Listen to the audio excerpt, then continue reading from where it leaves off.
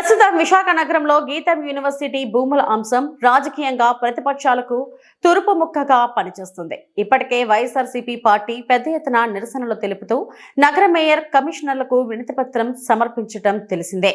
కాగా నేడు CPI party జాతీయ కార్యదర్శి రామకృష్ణ విశాఖ పార్టీ ఆఫీసులో ఏర్పాటు చేసిన పాత్రికేయ సమావేశంలో మాట్లాడుతూ ఉభయ సభ్యులను ఉద్దేశించి రాష్ట్రపతి మాట్లాడింది మసిపూసి మారేడుకాయ చేసినట్టు ఉందని, పేదరికం నిర్మూలించేశామని చెప్పుకుంటున్న కేంద్ర ప్రభుత్వం ఇంకా 80 కోట్ల మందికి రేషన్ బియ్యం ఇవ్వటం చోద్యంగా ఉందని, నేటికి కూడా మణిపూర్లో అత్యాచారాలు జరుగుతున్నాయి, జమ్మూ కాశ్మీర్లో ఇంకా అస్థిర పరిస్థితుల్లోనే ఉంది. ప్రధాని నరేంద్ర మోడీ కేవలం గొప్పలు చెప్పుకుంటూ ప్రభుత్వాన్ని నడుపుతున్నారు. ఫ్రీ ట్రేడ్ అగ్రిమెంట్ జరిగితే కార్ల మద్యం ధర తగ్గుతుంది తప్ప ప్రజలకు ఉపయోగం ఏమిటి? ట్యాక్సుల విషయంలో మన వ్యవసాయ రంగానికి దెబ్బతీసే విధంగా యూరోపియన్ కి 107% ఎగుమతులు పెరిగేలా చేస్తుంది. ఈ అగ్రిమెంట్ వలన భారతదేశంలో విద్య, వైద్యం, వ్యవసాయం తీవ్ర నష్టపోయే అవకాశం ఉంది. గతంలోనే ఈ ఒప్పందం ప్రయోజనం లేదని తేల్చి వదిలివేస్తే ఇప్పటి బీజేపీ ప్రభుత్వం కనీసం సభలో ప్రస్తావించకుండా ఒప్పందం చేసుకుంది. అలాగే లేబర్ యాక్ట్ ను సిపిఐ వ్యతిరేకిస్తుంది. అలాగే ఏపీలో కూటమి ప్రభుత్వం చేస్తున్న భూ పంజరం చేస్తుంది. అధికారంలో ఉన్నాం కాబట్టి మా ఇష్టం వచ్చినట్టు ప్రవర్తిస్తే ఒప్పుకునేదే లేదు. భూముల విషయంలో పారదర్శకత లోపించింది. అది వదిలేసి మంత్రులు, ఎమ్మెల్యేలు లడ్డూల విషయం మాట్లాడటం, చెప్పటం విడ్డూరంగా ఉందని అన్నారు. పవన్ కళ్యాణ్ ఉద్దేశించి కొత్త బిచ్చగాడు పాదయాత్ర చేయటం మాని అధికారం మీదైనప్పుడు గట్టి యాక్షన్ తీసుకోవాలి. కానీ కాలయాపన చేస్తూ దేవునికి అపచారం చేస్తున్నారు. రాష్ట్రంలో ప్రజల సమస్యలు పక్కన పెట్టి స్కోర్ చేసుకుంటూ వెళ్లటం సరికాదని అన్నారు. సత్యనారాయణమూర్తి మాట్లాడుతూ పేదవాడు బడ్డీ కొట్టు పెట్టుకుంటే తొలగించే ప్రభుత్వం గీతం యూనివర్సిటీ భూములను రెగ్యులర్ చేయటం ఏ విధంగా సబబు? లడ్డూ కల్తీ జరిగిందా లేదా అనేది ప్రభుత్వం తేల్చలేకపోతుంది. 20 లక్షల కోట్ల ఒప్పందాలు జరిగాయన్నారు. వాటిలో ఒక్క విదేశీ సంస్థ లేదు. అసలు ఒప్పందాలు ఎప్పుడు అమలవుతాయో తెలియదు. ఇప్పటి వరకు జాబ్ క్యాలెండర్ తీయలేదు. గత ప్రభుత్వాన్ని బూచిగా చూపి ప్రచారం చేసుకోవటం తప్ప ఏమీ లేదని అన్నారు. Welcome to BPC. నేను కృష్ణకుమార్. ఈరోజు విశాఖపట్నంలో రాజకీయంగా హాట్ టాపిక్గా మారింది గీతం యూనివర్సిటీ భూముల వ్యవహారం. ఈ వ్యవహారంలో నేడున్నటువంటి కూటమి ప్రభుత్వం గీతం యూనివర్సిటీకి చెందిన భూములను రెగ్యులరైజ్ చేయాలని అనుకుంటోంది. దీనిని తీవ్రంగా వ్యతిరేకిస్తున్నాయి ప్రతిపక్షాలు. ఈ సందర్భంలో వైఎస్ఆర్సీపీ పార్టీ కూడా ఒక అడుగు ముందుకేసి ధర్నాలు, కార్యక్రమాలు చేయటం, అలాగే ఇక్కడ ఉన్నటువంటి మేయర్కు, కమిషనర్కు కూడా వినతి పత్రాలు సమర్పించడం జరిగింది. ఈ రోజును చూసుకుంటే మనతో పాటు సిపిఐ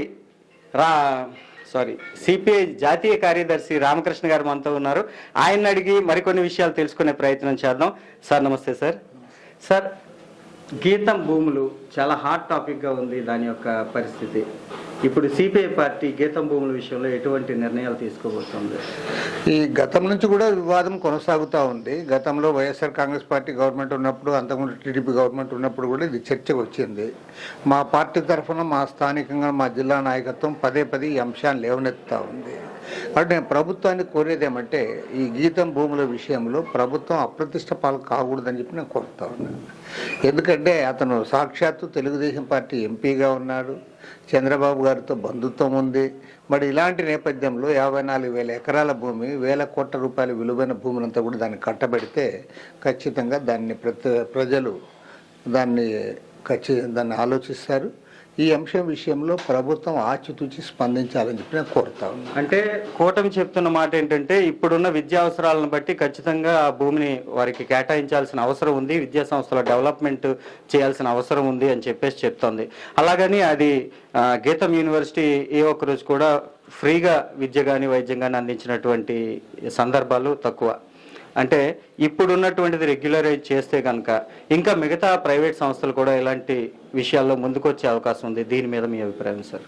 విద్యా అవసరాలంటే నిజంగా ఇవాళ ప్రభుత్వ యూనివర్సిటీలు ఉన్నాయి, కాలేజీలు ఉన్నాయి, వాటిని మీరు పట్టించుకోవడమే లే. యూనివర్సిటీలు ఏవైతే ఉన్నాయో ఆ యూనివర్సిటీలో అసలు మీరు స్టాఫ్ని ఫిలప్ చేయడం లే. మరి అదేవిధంగా కొన్ని యూనివర్సిటీలు వైస్ ఛాన్సలర్స్ కూడా లేరు. అంటే ఏవైతే ప్రభుత్వం నడుపుతూ ఉందో ఆ యూనివర్సిటీలు, కాలేజీలు అంతా కూడా గాలికి వదిలేసి ఈ ప్రైవేటు వర్సిటీలు ఎక్కడైతే ఉన్నాయో వీటికి మాత్రం పెద్దపీట వేస్తాం, వాళ్ళకి మాత్రం భూములు ఇస్తామంటే అది సరైనది కాదు. కాబట్టి ఏమంటే ప్రభుత్వము అప్రతిష్ట పాలవుతా ఉందని చెప్పి నేను భావిస్తూ ఉన్నా. అంటే 1980లో గీతం యూనివర్సిటీ ప్రారంభమైంది సార్. అప్పటి నుంచి కూడా ఈ రోజు వరకు ఎక్కడా నోరు మెదపనటువంటి ప్రతిపక్షాలు ప్రత్యేకించి ఈ రోజున ఉధృతంగా లేవటానికి కారణం ఏమంటారు? అదే ముందు నుంచి కూడా ప్రతిపక్షాలు ఈ అంశాలు లేవనెత్తానే ఉన్నాయి. ఈవెన్ వైఎస్ఆర్ పార్టీ గవర్నమెంట్ ఉన్నప్పుడు కూడా వారు ఈ ఎజెండాను తెచ్చారు కదా. అప్పుడు కూడా వీళ్ళు అనవసరంగా పోయి మొత్తం యూనివర్సిటీని పడగొడుతున్నారు, కూలుస్తూ ఉన్నారు, తర్వాత కాంపౌండ్ వాల్ పడగొట్టారని ఇదంతా కూడా అప్పుడు కూడా వచ్చింది. కాబట్టి ఏమంటే ప్రతిపక్ష పార్టీలు ఇది మాట్లాడలేదు అనేది కరెక్ట్ కాదు. ముందు నుంచి కూడా మాట్లాడలేదు. జరిగింది వైఎస్ఆర్సీపీ చేసినటువంటి అప్పటి వరకు కూడా స్తబ్దుగా ఎందుకుంది ప్రతిపక్షం? ఓకే, ప్రతిపక్షాలంటే ప్రతిపక్షాలకి ఇది ఒక్క కార్యక్రమమే కాదు కదా. అట్లంటే గవర్నమెంట్ చేయాలి పనులన్నీ. ప్రభుత్వ భూమి అనేది ప్రభుత్వం కాపాడాలి, ప్రభుత్వ భూమిని ప్రతిపక్షాలు కాపాడాలి, ప్రభుత్వం మాత్రం దాన్ని దానం చేస్తుందంటే అది కరెక్ట్ కాదు. కాబట్టి ఏమంటే ఎవరు అధికారంలో ఉన్నా, అది తెలుగుదేశం గవర్నమెంట్ కానీ లేదా కాంగ్రెస్ గవర్నమెంట్ కానీ ఏ గవర్నమెంట్ అయినా సరే, గవర్నమెంట్ దాన్ని కాపాడే బాధ్యత తీసుకోవాలి. మరి మీ కళ్ళెదురుగానే కోట్లాది రూపాయల విలువైన భూములన్నీ కూడా కబ్జాకు గురవుతూ ఉంటే మేము కాపాడలేము, తర్వాత మేము వాళ్ళకి రెగ్యులరైజ్ చేస్తామంటే అది రేపు పొద్దున ప్రతి ఒక్కరు దీన్ని ఒక ప్రెసిడెంట్గా మార్చుకుంటారు. మేము కూడా కబ్జా చేసాం, మాకు కూడా ఇవ్వండి అంటారు. అప్పుడు ఏముంటుంది గవర్నమెంట్? కాబట్టి ఏమంటే గవర్నమెంట్ ఆలోచించాలి. సార్ అలాగే ఇప్పుడు పీపీపీ విధానంకి వస్తే కొన్ని రాష్ట్రాలు పీపీపీ విధానాన్ని ప్రయోగించి సక్సెస్ అయ్యాయి, కొన్ని ఫెయిల్యూర్ కూడా అయినాయి సార్ కొన్ని సందర్భాల్లో. ఇప్పుడు మన రాష్ట్రం కూడా ఈ పీపీపీ విధానాన్ని విద్యా వైద్య రంగాల్లో ఎంచుకోవడాన్ని మీరు ఎలా భావిస్తున్నారు సార్? పీపీపీ విధానం అనేది మిగతా చోట్ల కూడా జరిగిండొచ్చు, కానీ మన రాష్ట్రంలో జరిగిన కొత్త పద్ధతి ఏమంటే ఆల్రెడీ గవర్నమెంట్ పై లైసెన్సులు ఇచ్చింది, గవర్నమెంట్ వాళ్ళకి ల్యాండ్స్ అలాట్ చేసింది, గవర్నమెంట్ కొన్ని చోట్ల బిల్డింగ్స్ కూడా కట్టింది. ఇదంతా అయిన తర్వాత అంటే గవర్నమెంటే ల్యాండ్ ఇచ్చి, గవర్నమెంటే లైసెన్సులు తెచ్చి, గవర్నమెంటే బిల్డింగ్స్ నిర్మాణం చేసి, పైగా 2 ఏళ్ల పాటు వాళ్ళకి జీతాలు కూడా గవర్నమెంటే ఇచ్చి, మేనేజ్మెంట్ సీట్లో మాత్రం ప్రైవేట్ అని తెచ్చుకొచ్చి పెడతాం, వాడైతే మంచిగా డబ్బులు కలెక్ట్ చేసుకుంటాడంటే మరి ఇది అసంబద్ధంగా కనపడతా ఉంది. కాబట్టి ఏమంటే ప్రైవేట్ మెడికల్ కాలేజీలు ఇవన్నీ ఎక్కడా లేవని కాదు, చాలా చోట్ల ఉన్నాయి. కానీ ఇక్కడ మన జరుగుతున్నది ఏమంటే ఇది మరింత వింతగా ఉంది అనమాట. కాబట్టి అందరూ వ్యతిరేకిస్తారు. సక్సెస్ అవుతుందంటారా కాదంటారా? సక్సెస్ కాదని ఏముంది, ఇదంతా కూడా సక్సెస్ అనేది దేన్ని బట్టి సక్సెస్ ఎవరైతారు? ప్రైవేట్ మేనేజ్మెంట్స్ అయితే. కానీ స్టూడెంట్స్కి లాస్, అదేవిధంగా మామూలు సాధారణ పేద ప్రజలు రోగులు ఎవరైతే ఉన్నారో వాళ్ళకి లాస్ ఇది. కాబట్టి ఏమంటే ఇందులో సక్సెస్ అనేది ఎవరంటే ఎవరికైతే ఆదాయం వస్తుందో వారు సక్సెస్ అవుతారు. ఎవరు నష్టపోతారంటే ఎంటైర్ ప్రజలు నష్టపోతారు. కాబట్టి ఏమంటే ఇది ప్రజల తరఫున మేము చెప్తా ఉన్నాం, ఈ మెడికల్ కళాశాల పీపీపీ పేరు మీదుగా మీరు ప్రైవేట్ వారికి అప్పచెప్పడం సరైంది కాదు. ఈ ప్రభుత్వం తప్పు చేస్తూ ఉంది. గవర్నమెంట్ సీఎం గారు ఏమంటారు, మీరు అర్థం చేసుకోండి అంటారు. అర్థమైంది కాబట్టి మేము చెప్తున్నాం. మరి ఒకవేళ మేము సక్రమంగా అర్థం చేసుకో, ఓకే, నువ్వు ఆల్ పార్టీ మీటింగ్ పెట్టు, అందరిని ఆహ్వానించు, గవర్నమెంట్ వైఖరి ఏంటో చెప్పు, ప్రజలకు ఏ రకంగా మేలు జరుగుతుందో చెప్పు, లేదా ప్రభుత్వానికి దీని ద్వారా ఏ రకంగా వెసులుబాటు ఉంటుందో చెప్పు. నీవు అవేం చెప్పవు, నీ ఎందుకు నీవే చెప్పుకుంటావు. అల్టిమేట్గా ఏమంటే మేము క్లియర్గా చెప్తా ఉన్నాం, ఇది ప్రైవేట్ వ్యక్తులకు లాభాలు వారికి కూడబెట్టడానికి, వారి ఆస్తులు పెంచడానికి చేసే పని తప్ప మరొకటి కానే కాదు. సార్ చివరి ప్రశ్న సార్, రాజకీయ నాయకులు ఇస్తున్నటువంటి హామీలు, జరుగుతున్న పరిస్థితులు, ఈ రెండింటికి నాటి నుంచి నేటి వరకు ఎక్కడ పొంతన కుదరటం లేదు. దీని మీద మీ అభిప్రాయం ఏంటి సార్? ఎందువల్ల అలా జరుగుతుంది అంటారు? రాజకీయ నాయకులు చెప్పిన హామీలు ఏవీ నెరవేరలేదన్నా కరెక్ట్ కాదు. అది అన్నీ చేయడమే సాధ్యం కాదు. ఎందుకు సాధ్యం కావడం లేదంటే వాళ్ళు అలివిగాని వాగ్దానాలు చేస్తున్నారు.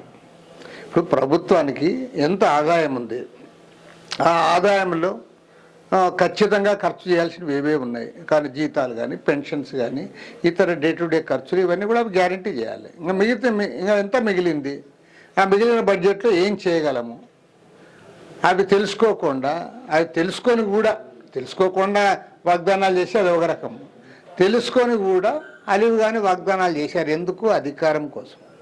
కాబట్టి ఇప్పుడు ప్రజలు అడుగుతూ ఉన్నారు, మీరు చెప్పారు కాబట్టి చేయండి అంటారు. ప్రతిపక్షాలుగా మేము అదే అడుగుతున్నాం, నువ్వు చెప్పావు కదా చెయ్యి అని. అక్కడ వాళ్ళు ఇరుకున పడుతున్నారు. Thank you sir. చూశారు కదా సిపిఐ జాతీయ కార్యదర్శి రామకృష్ణ గారి అభిప్రాయాన్ని. కెమెరామెన్ విశ్వారెడ్డితో కృష్ణకుమార్, బీపీసీ న్యూస్.